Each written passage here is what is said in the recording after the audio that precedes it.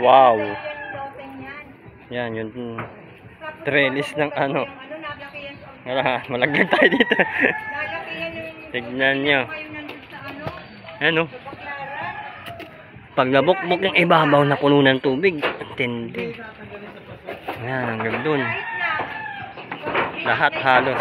Kasi konti lang levy na ito eh. Tapos ginapang ng tubig. Dapat sana ay naalagaan ng pintura. Lahat. Pero ito tapos na namin. Oh. Hindi ko lang na-video kasi nasa baba ako. Kasi lang iniwan ko dito. Anyway, bawi na lang next time. Dito tayo ngayon. Tanggal kabit ng bubong. Palitan ng bago. Insulation, nabukbok. Tubular. Pinasok ng tubig. Yan, okay. Day 3. Alas 5 pasado. Overtime kami konti. Matapos lang yung kaparasong yun. So, tapos na siya. Hindi naman ako naka-video. Ginagawa din po kasi tayo kaya ano, hindi ako maka-video para mabilis matapos. Ngayon itong dinuksungan namin, yan.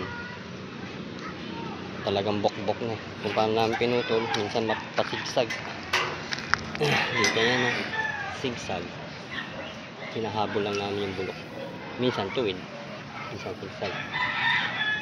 Ngayon, pag may imperfection, mamasilihan na lang.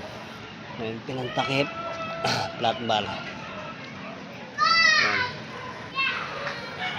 Okay, tapos bukas pinturahan naman to.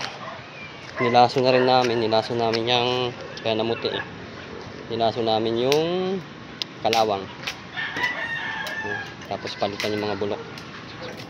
So patapos na rin naman na siya, tinatakpan na lang yung butas kasi baka pasukan ng ibon. Yung tinanggal nga namin, may mga pugad ng ibon sa loob eh.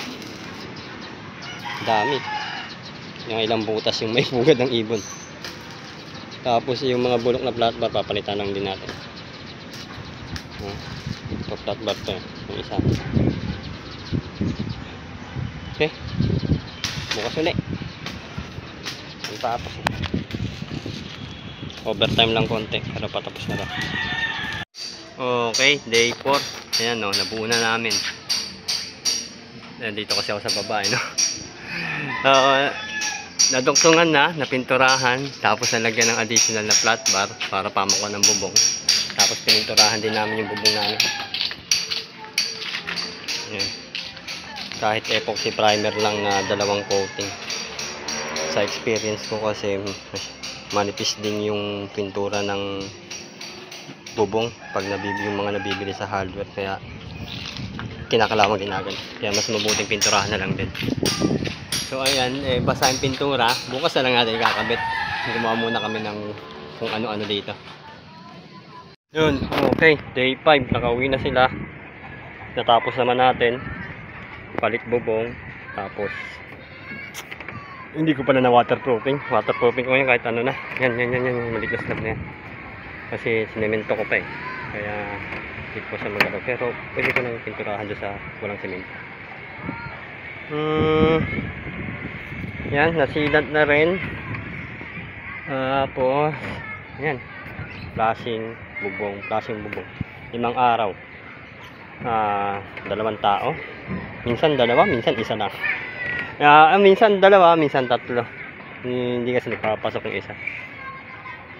So yan, abangan nyo. Meron pa tayo i-apply dito. Yung ano naman, heat resistant na pintura. Although pininturahan na natin to, pero pinturahan pa rin natin ng heat resistant. Nauusong pintura ngayon sa bubong mo.